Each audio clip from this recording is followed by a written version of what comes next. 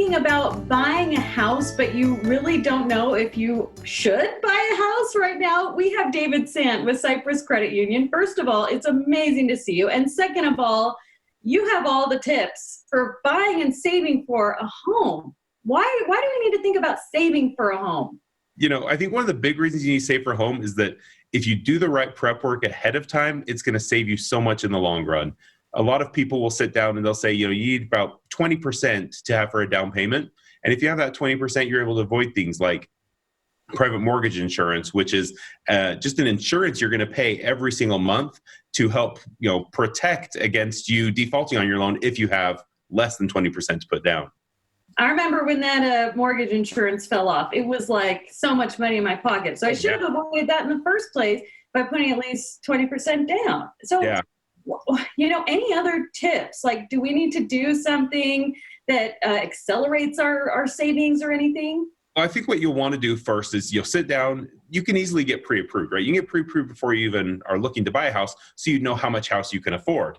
Then once you've done that, figure out how much you're going to need for your down payment, how much do you currently have, and then what are you going to need to prepare yourself for that. So, a lot of people might think just putting it away in their savings account, but this is where you might want to get creative and look at things like a money market savings account. It works exactly like a savings account with your money still being as liquid as it is in your savings account.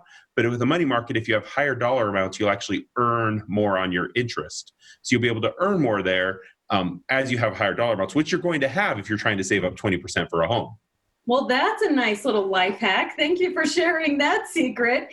Okay, what about debt? Is it impossible to buy a home when you have debt, or should you just try to do your best to get that down? Yeah, you want to do your best to pay that down as much as you could do to make sure that you have you've improved your credit score as much as it can be. So look at your existing debt. What can you pay down while you're saving towards your goal for getting that down payment? And then the other thing you want to factor in as well is what's your budget going to look like once you've got that down payment placed, right? When you buy that house, how are you going to be able to take care of your monthly mortgage? What are your utilities going to be? What are you going to need to set aside for maintenance? So kind of a fun hack you could do there is if you sit down and figure that out ahead of time. So let's say that right now you're spending $800 and you're going to need $1,200. So how are you going to come up with that extra $400? Well, figure a way to start living on it now. Say that you're going to put your $800 towards your rent, and then that $400 is going to go into savings accounts. Now you're teaching yourself how to live within the limitations you're going to have once you're in your home, but you're also using that $400 to save towards that down payment.